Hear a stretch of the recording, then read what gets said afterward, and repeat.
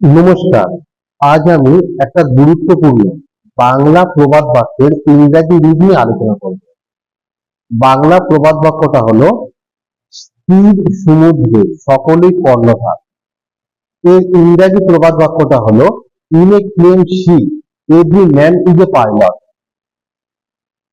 আমরা জানি একটা স্থির সমুদ্র কখনোই দক্ষ নাবিক তৈরি করতে পারে না।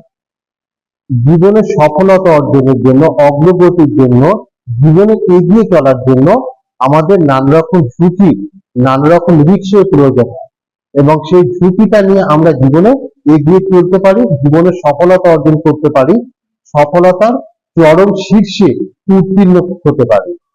তার জন্য আমাদের জীবনে নানা রকম অনেক ক্ষেত্রে হয়তো প্রতিকূলতা আসবে, কিন্তু সেই প্রতিকূলতাটাকে আমাদের ঝাঁপিয়ে দিয়ে জীবনে